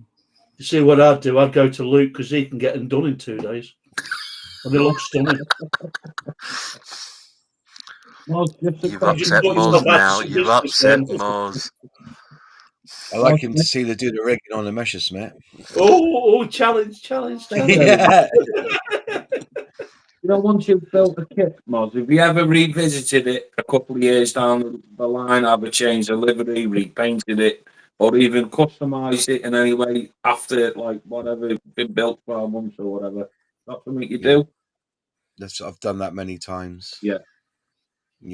It's like now when Airfix released the vintage classics, damn well I've built that 20, 30 years ago, and I'm building it again, but this time I got fresh decals. So But if you got that Spitfire and Bearcats I've built. No. Sorry? Have you gone back to a model that you previously built, that exact model, and changed it in any way? What, gone back and stripped the paint off and done it? Yeah, or something. Is that something that they do in the model? Never. No, Never. You get a new kit and you build it build that it. you want it to. It doesn't. The only time I've stripped paint was when I bought a kit and the Land Rover came with enamel paint already on it, and it was a crap job. So I left it in Detto overnight. Got rid of all over the next 3 days. Got rid of all that paint and then start the build, because that's what they'd done. They had already started painting the parts before, on the sprue basically. And so what I did, I just removed it, and So James knows you very well, apparently. Might as well glue the undercarriage on backwards or lose the parts. I don't like James anymore. Losing parts, is one of the tragedies of this game, because they're so small. You've got to use a pair of tweezers sometimes. Those tweezers can make that little part into a lethal weapon. And I found parts on the M6 near Birmingham by the time it's landed. Yeah. But you've got to use a pair of tweezers. I think I've sussed it with tweezers. Nightmare, mate. Here we go. Things like this, where you've got that little lock. You've got that. These are the best ones. Proper. There's a word for them as well, but they're used for when you're stitching up. So you click it, and then you use the hook. You know what I mean? I think they're brilliant. So, Moz, do you ever use a model as a yardstick to see your growth as a modeler? So, for instance, you made a model that was challenging 3 years ago. Would you revisit it to see if you feel you've improved? No, because every model kit I've built, I've improved myself with. Right. Do you know what I mean? Oh, it's you! That's Dolly. I'm joking. That stalwart that I weathered, that was the first time I've used Humbrol powders, and now I've realised for 30 years, where the hell have I been? But then you don't see many people using weathering powders. It's all about building up the rust layers underneath the paint. So you put your primer down, you put your rust down, then you put either hairspray or a chipping fluid on top, and then you spray the final coat on top of that. Then you chip away with water to bring the rust through. But this time, sorry, that noise is annoying me. It's a real bad noise. I don't know who it's from. But unless it's me, I'm doing it. I don't think it is me. I don't know. There's nothing. There's There's a, nothing on there's here. a TV on, definitely. I can hear a TV. Can you hear it? Is that yours in the background there, Roy? Is yours on mute? It's gone now. Yeah, it's definitely gone. Yeah. Yeah. It's all right. Don't worry too Sorry much. about that. Yeah. So, and then this time I thought, let's weather it. Let's get it all nice and everything. You know, a little bit rustic. You know, then start building up the layers of rust. And now, like I said, on that tank, those 2 tanks, I've just used powders and hairspray to rust it out and make it look old, or to make it muddy and stuff. It's been one of the game changers for me in the last year, definitely. I feel like I need to state this, and I shouldn't have to. I'm not defending Moz in the slightest, but we have so many questions for him from in the host and the chat. So it's not the Moz Models show.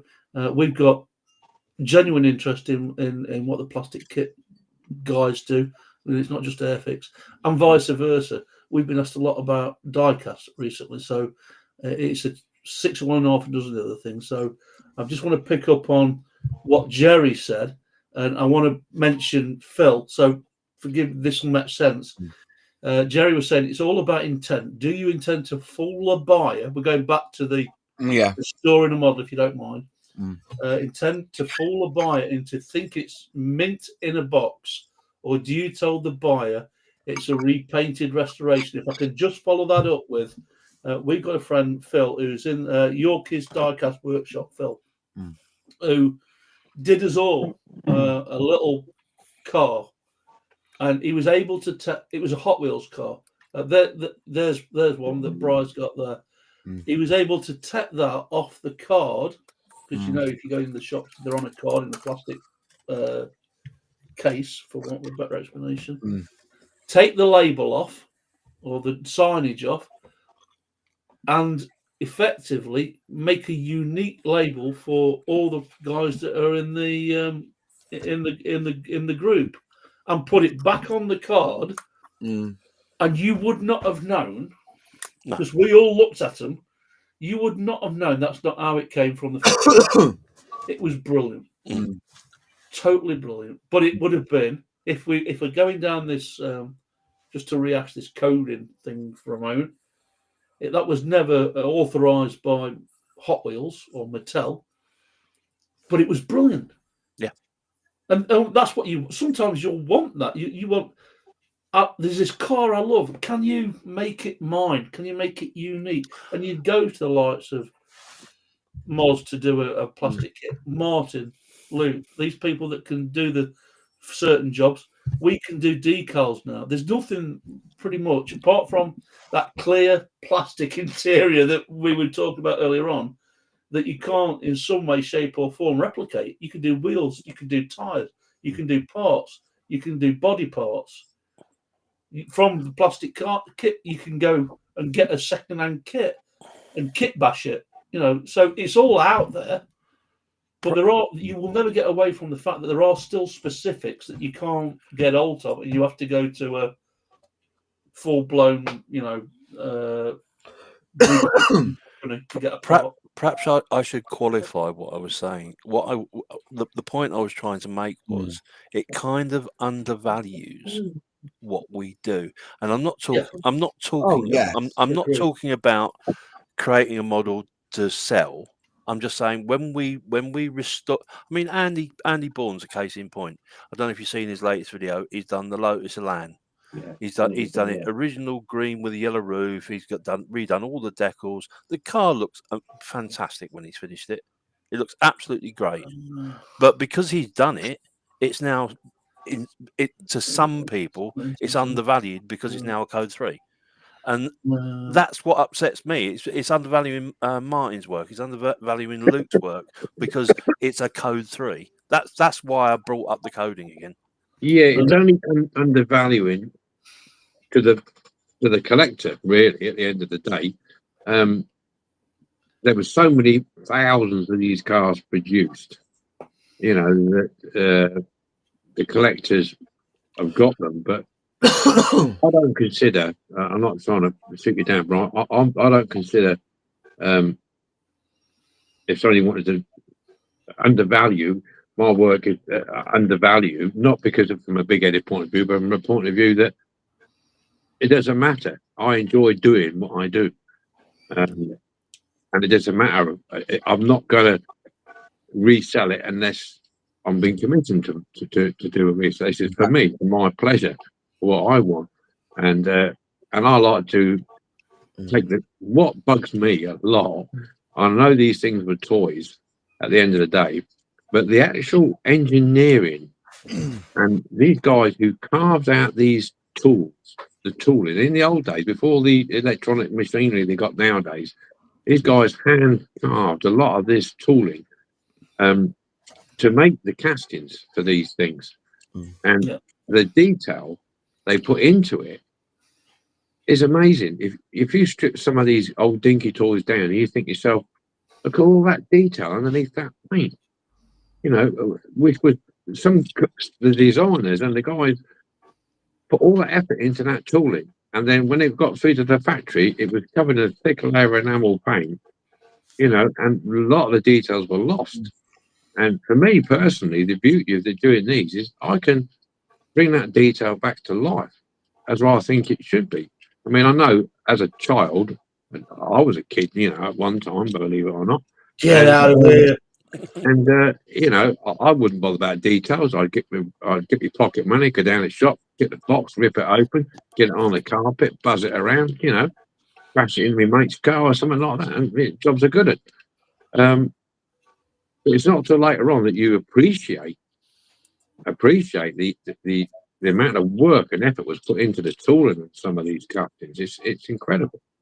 Not so much nowadays, but back in the day, you know, it always, I suppose, is my passion really to bring these things, enhance them, bring them back to life a little bit. You know, give them a little bit more flair, a bit more bling. Yeah, collectors don't want that.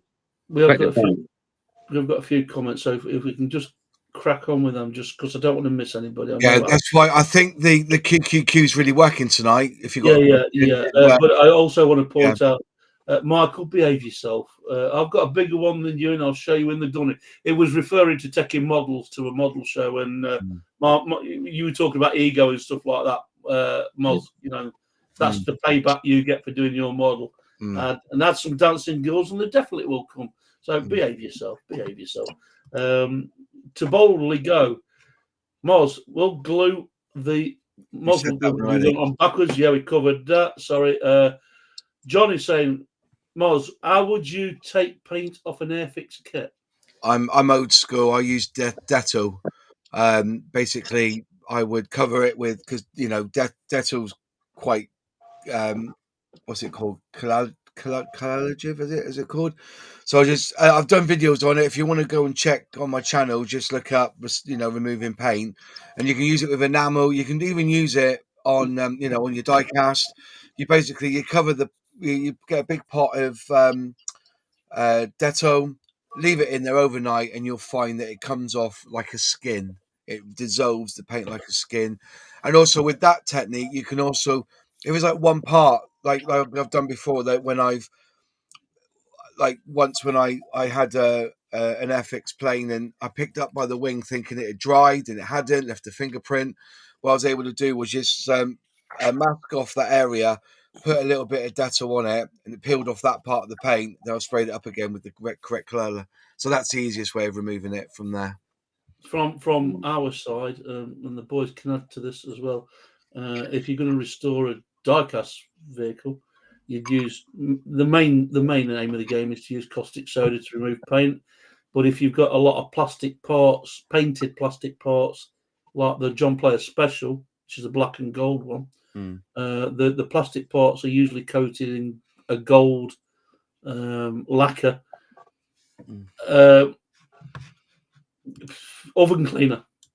Get yourself a little butter dish. Put your parts in the oven cleaner. Put your parts in the dish. Spray it with foamy oven cleaner. And somebody said to me, "Why do you put the lid on?" It was asked in one of my videos the other day. Why do you put the lid on? because the stuff is toxic. You don't want to be breathing it But in. Detto isn't. That's the reason Oh why. no, this is purely for chrome. The chrome lacquer. Yeah, but the Detto's the same though. The Detto will remove any paint. I've brought. You know what? I've got some Dettol. I'm going to test. I'll do a Watch the comparison. video. You don't have to watch the videos. It's fantastic stuff. But the thing is though, because it's safe, you've got to have patience. You've got to leave it in there. There's a chap called Tam who left his in for 2 years, and What? he forgot about it. He put this model in Dettol, left it for 2 years, and believe it or not, it came out gleaming. But then the paint didn't damage the paint or anything, the plastic or anything. It's incredible stuff, Dettol. I don't want to. Yeah. I don't want to do a race on this.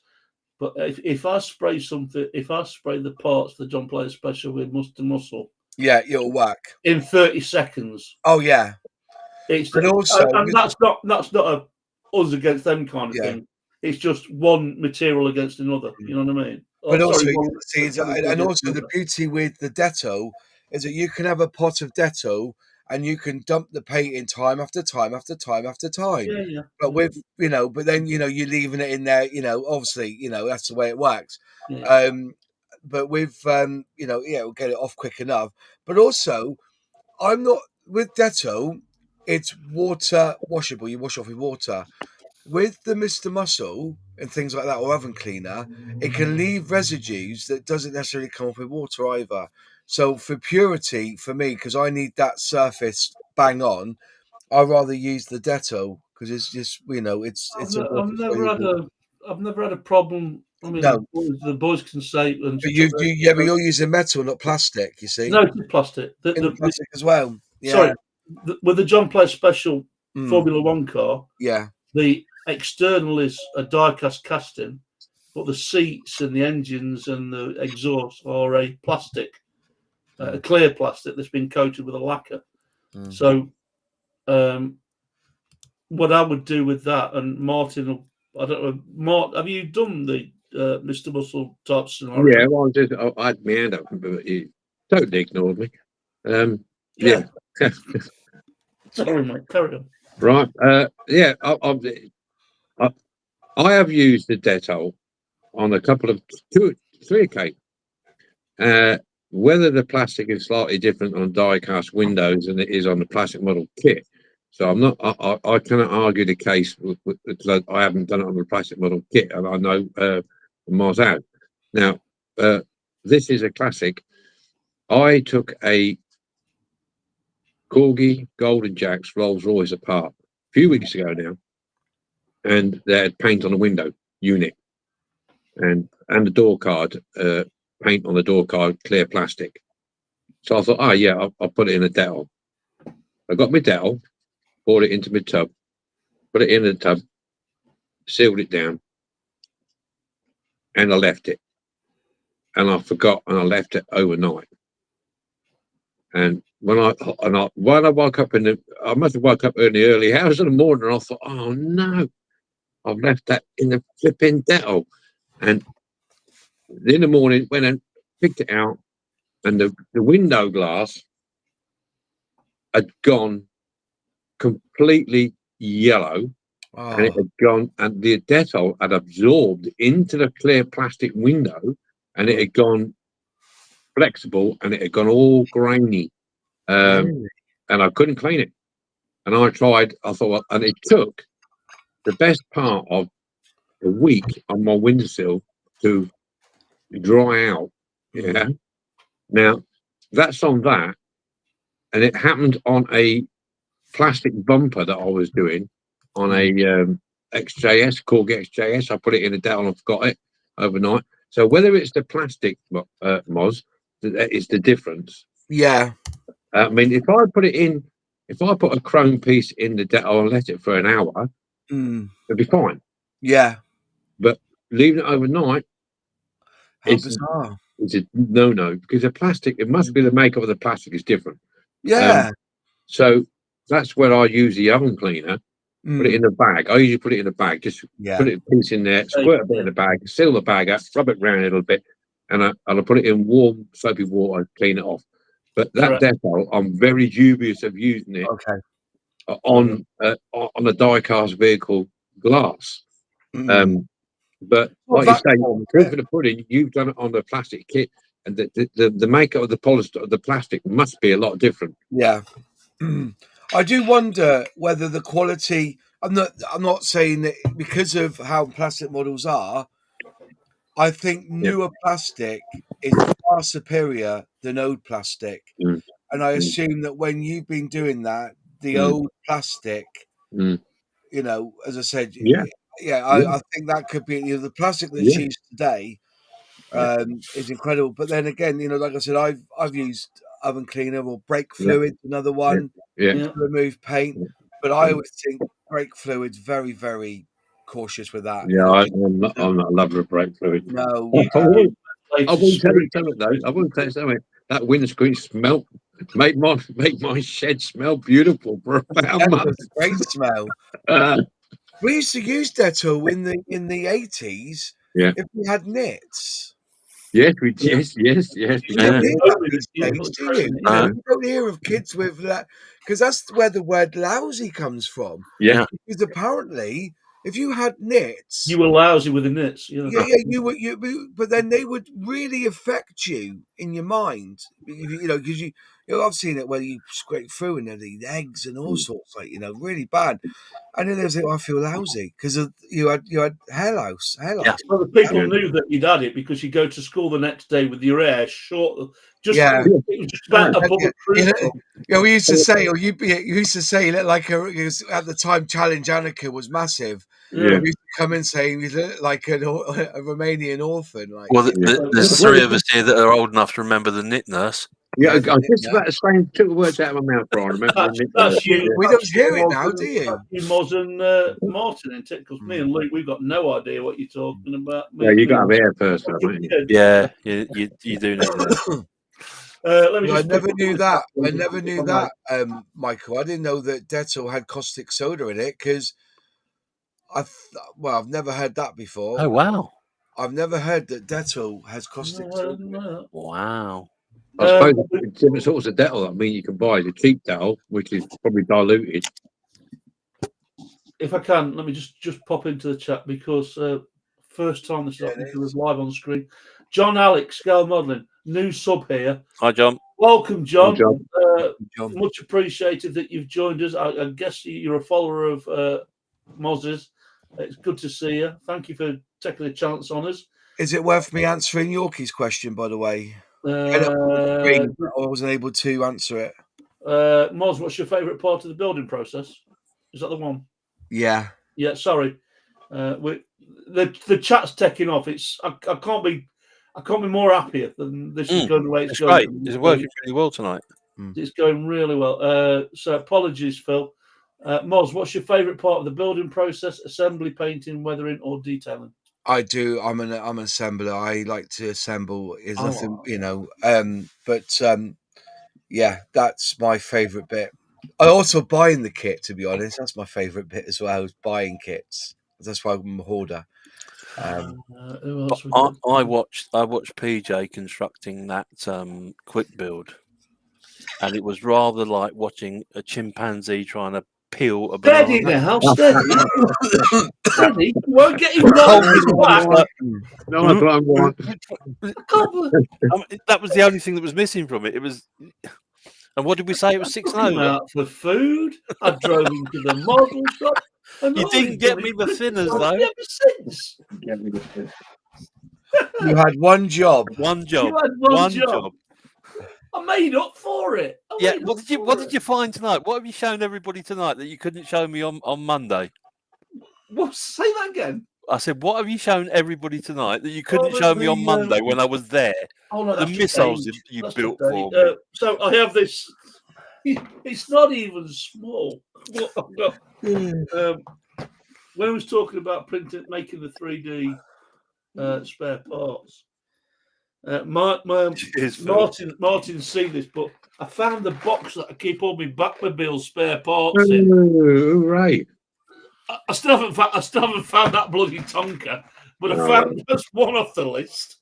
So this is my Batmobile stroke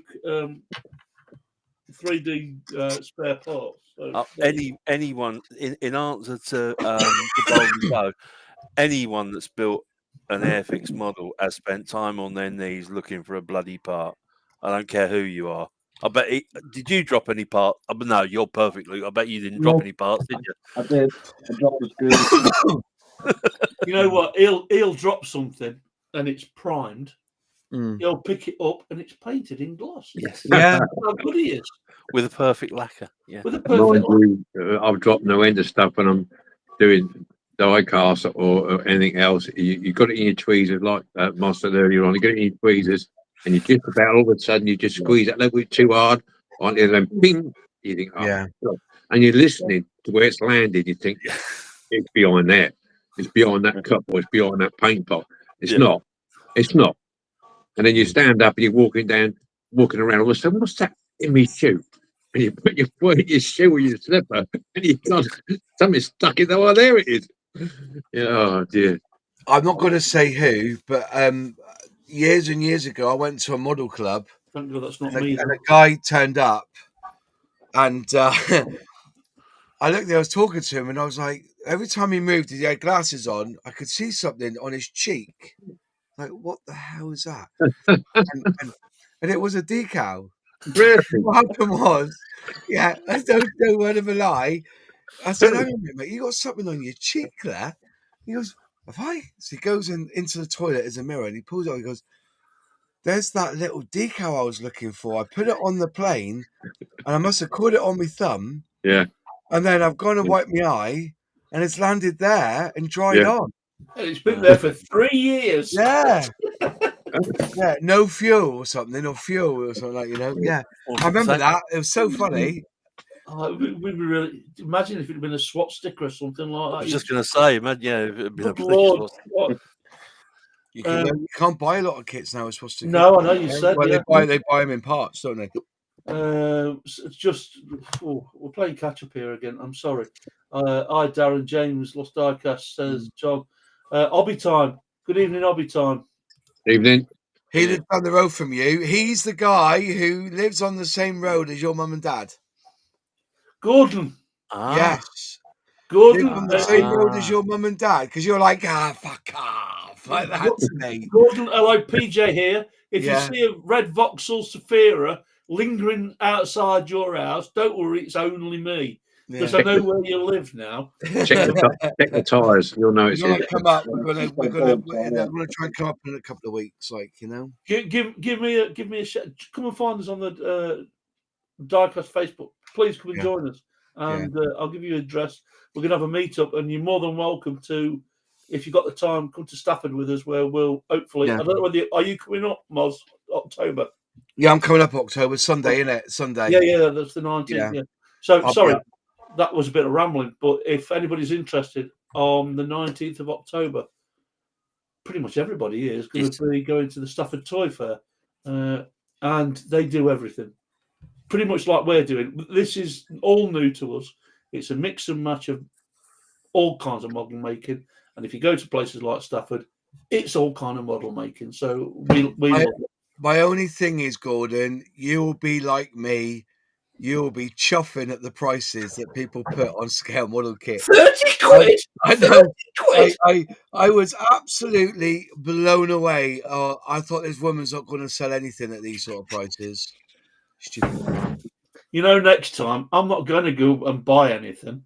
I'm just going to take a video camera with me. Film Moz. Follow you. How much? How much? How much? Yeah. You lass are taking the piss. I was. It was.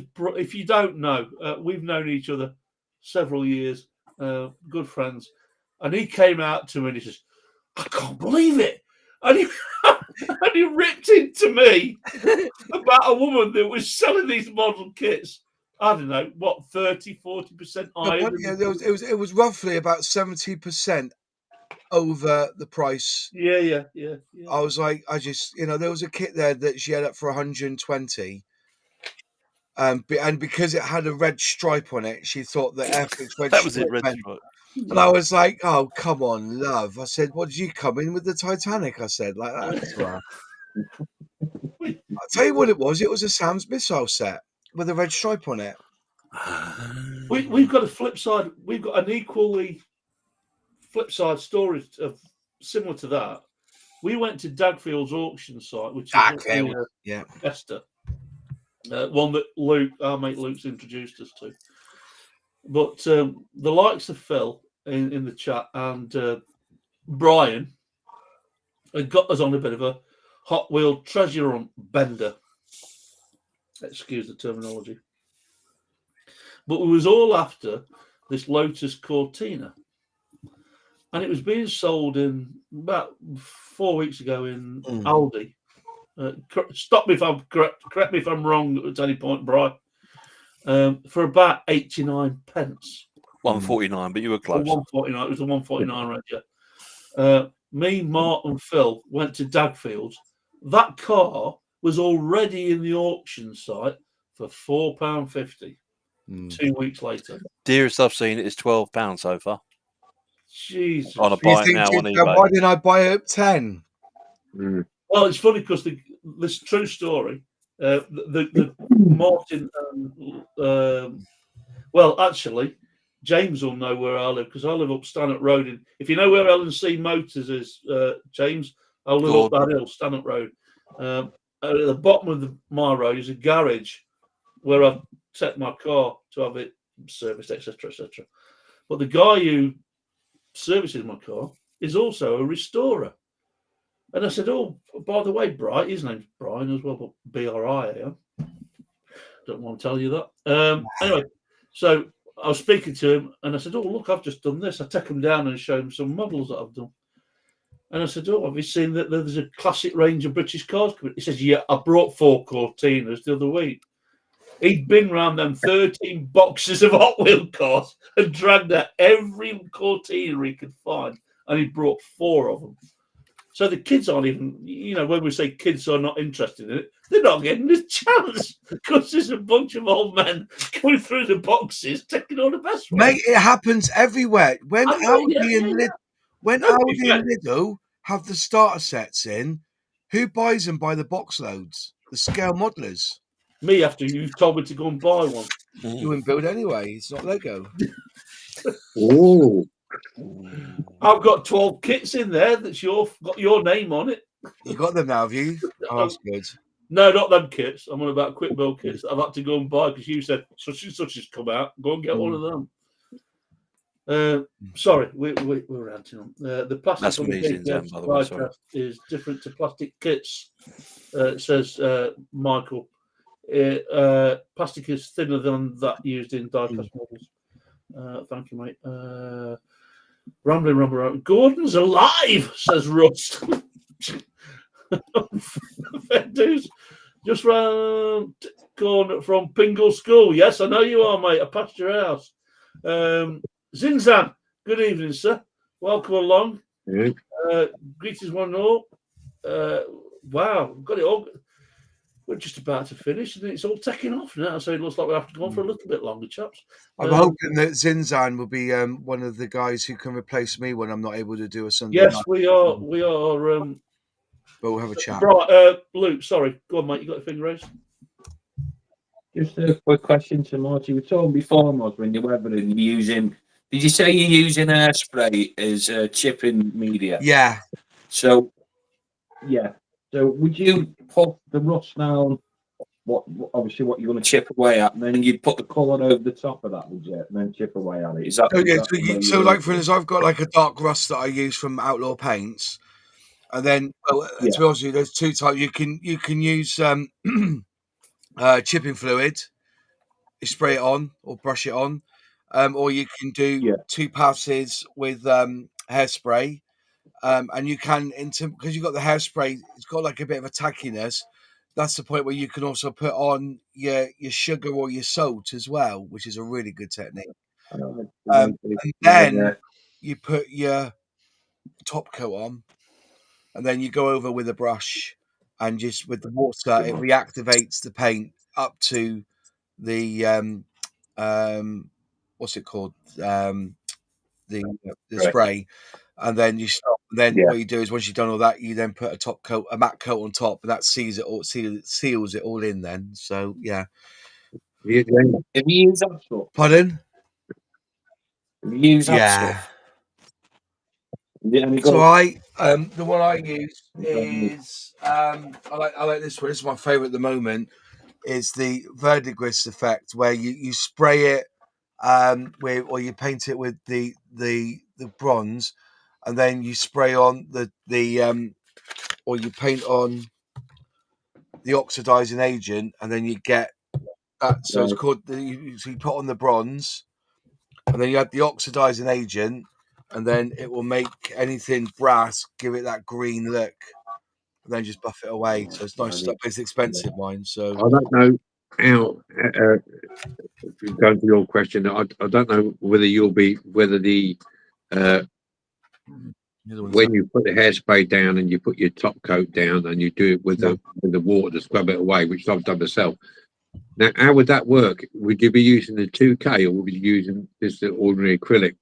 I don't know if it will using the water will go burn through the 2K paint. Yeah, it's acrylic. Yeah, it's acrylic. Yeah. It's just, but then you're only putting on thin coat on top, just enough to cover what you're doing. Then you blow it away, with your water. Yeah. The only thing I can suggest is if you go and watch my Ferguson tractor build, you'll see how I did it with that. You can see that I've sprayed it with the rust, sprayed it with the chipping fluid. Then I did the top coat, and then went over it with the brush, and then I sealed it all in with a matte finish, or satin finish. Actually, I think I did a satin finish. So yeah, it's all good. We are always looking for discussion points. Let's put it that way, content. So if anybody in the chat has got anything that they would like the diecast fraternity to cover, the plastic kit build fraternity to cover in this new amalgam of worlds, please let us know. Come and join the diecast Facebook group, Diecast and Scale Models Community Facebook group. You can ask questions directly in the chat. We're all in there. Bob is in there. Martin, Luke, me. We're all in there. We've all got YouTube channels. Knock yourselves out. I'm trying to catch up with Moz's Airfix and Chill, and likewise he's doing the same. So it's as Moz said, we are looking for one of his compatriots to help us out and jump in when Moz is unavailable. So I think Gordon would be good as well, but at the moment he can't because he's only running off a little basic setup. So, but when he gets his PC together, he could come to the HQ. Oh, he could, couldn't he? But he's only round the corner from me. Yeah, could have him on screen here. So that's you might be able to stay in the and it doesn't have to stop overnight either. That's right. He wouldn't have to stay in Dare's dorm, will he? Right, go on, mate. Just very quickly, I think there's one element we actually forgot, because I think in the last chat we mentioned that we might be covering rivets, i.e. attaching the bases. Yeah, we didn't get round to that this time, I don't think. So obviously we can stick that in next time as well, for those that are interested, how to attach bases and things like that, especially on tricky models. We've kind of covered the. I've seen a new tool that's coming out for helping with that, for centering a drill. But I'll get round to that. Yeah, cool. Russ, fantastic point. So I'll bring it up. Have the team decided on next year's challenges? No, we haven't. But what I have decided, Russ, is that we're going to have an AGM at the end of AGM. It sounds like a professional club, and all that kind of thing. Rate proper. We are going to have a get together to discuss what went well this year and what didn't go so well. For those that don't know, we do a monthly challenge. So it could be build an Airfix kit, build a plastic kit. Sorry, I'm saying Airfix. It just springs to mind. But it could be Corgi, Matchbox. It could be anything with 4 wheels. We do our September charity event, and I've got no shame in saying this once again. We have raised £398 this year to go to the Alzheimer's Society. Need to round it up to 400. I'll do it myself if I need to. We will make it 400 before it finishes, which is at the end of this month. If anybody's interested, let me know and I'll send you a link, and you can donate £1, 50 pence, £2, £20. I've got no shame in begging for money for our charity event. So, in answer to your question, Russ, we're gonna have a get together, see what went well. We have some challenges that we thought were going to go well, and we've only had 3 or 4 entries. We've had other ones that probably didn't think were going to go well. We had a load of entries, so we'll do a count up of the 12 videos or whatever. See how many entries we had, and we will promote those and think of some new ones.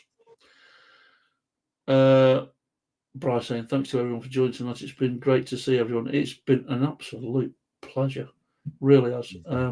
And I can't thank my friends enough for chipping in and helping out and helping spread the word. It's been brilliant.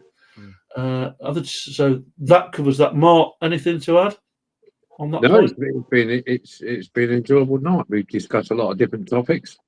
It's been good. Yeah.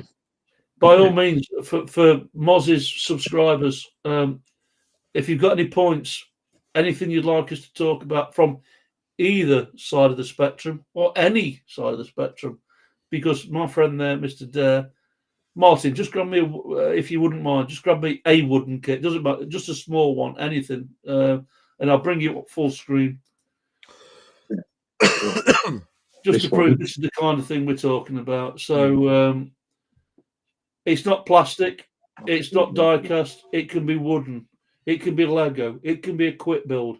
If you've got something you'd like to discuss, see, we've pretty much covered it all now. So that's where we're going with this channel. There's all sorts of even boxes. We make boxes, we've done decals, we've done spare parts, 3D printing, airbrush printing, making a model in less than 2 days and being the best model we've ever seen printing. We've done that, apparently, haven't you, Luke? Bastard. Just saying, on behalf of everybody else. Jokingly. Thank you to everybody. Great to see everybody in the chat. So we usually do 2 hours. We've busted that and then some. I'm going to give the guys an early night. So, post time. Cool. Good night from Moz. Good night, Moz. Good night. Good night. From Luke.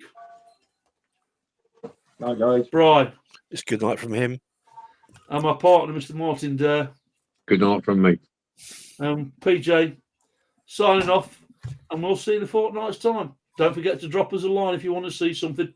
Please subscribe and help promote us, and we'll be up there with the 39,000 subscribers. Settle for 39, won't we? We might even reach 180. You never know. It's so 180. 180. We'll see you soon. Take care.